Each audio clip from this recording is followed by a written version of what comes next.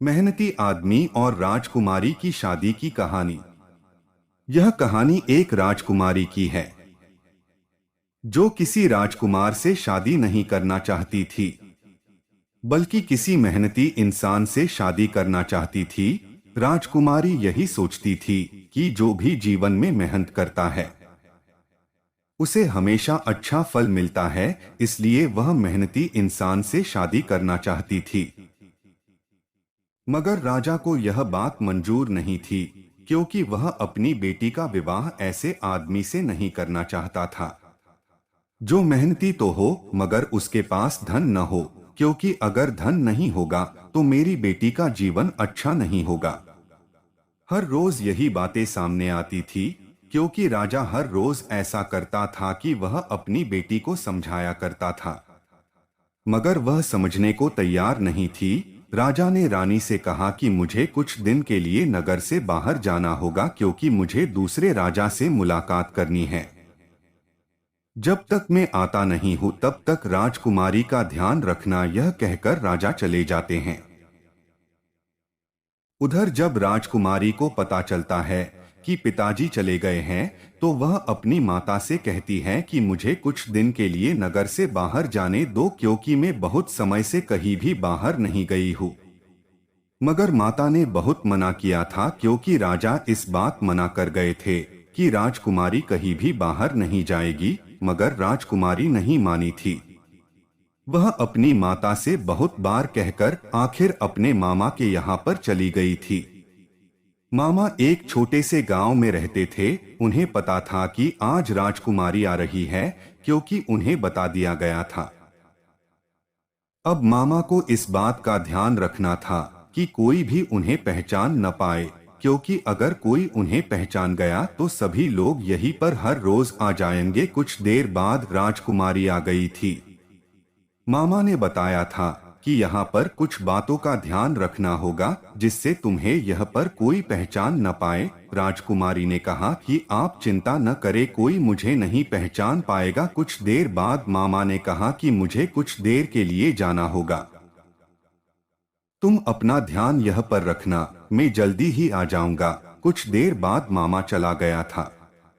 उनके जाने के बाद एक आदमी आता है। वह बहुत ही गरीब लग रहा था। वह उनके मामा के बारे में पूछता है, मगर वह अभी नहीं है। यह बात वह राजकुमारी कहती है।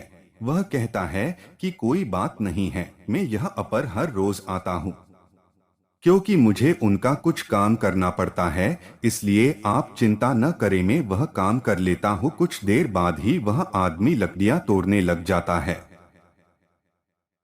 तुम अपना ध्यान यह पर रखना, मैं जल्दी ही आ जाऊंगा।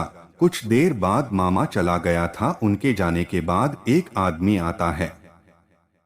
वह बहुत ही गरीब लग रहा था। वह उनके मामा के बारे में पूछता है, मगर वह अभी नहीं है। यह बात वह राजकुमारी कहती है। वह कहता है कि कोई बात नहीं है, मैं यह पर हर रोज आता हूँ, क्योंकि मुझे उनका कुछ काम करना पड़ता है, इसलिए आप चिंता न करें, मैं वह काम कर लेता हूँ। कुछ देर बाद ही वह आदमी लकड़ियां तोड़ने लग जाता है।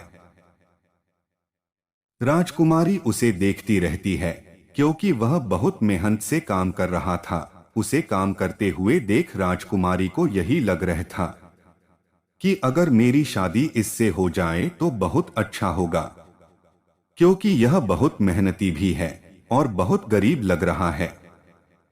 राजकुमारी को अब यही लग रहा था कि उनकी तलाश अभी यहीं पर पूरी हो जाती है, क्योंकि जिसकी तलाश उन्हें थी वह मिल गया था। वह आदमी अपने काम में लगा हुआ था।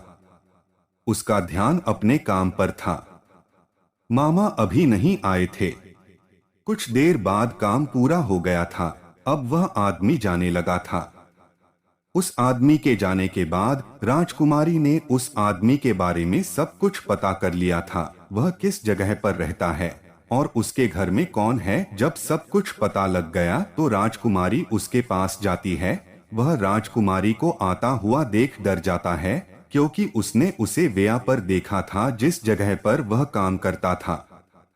राजकुमारी उसे सब कुछ बता देती है। वह मना करता है, मगर राजकुमारी नहीं मानती है और शादी कर लेती है। शादी करके वह मामा के पास आती है। मामा यह देख डर जाता है। वह कहता है कि यह सब कुछ इस आदमी ने किया है। मगर राजकुमारी कहती है कि यह इसने नहीं किया है, बल्कि यह मेरी मर्जी है। मामा उसे महल की ओर ले जाता है क्योंकि उसने वह किया है जो उसे नहीं करना चाहिए था। जब वह महल में चला जाता है तो रानी को भी यह पता चल जाता है।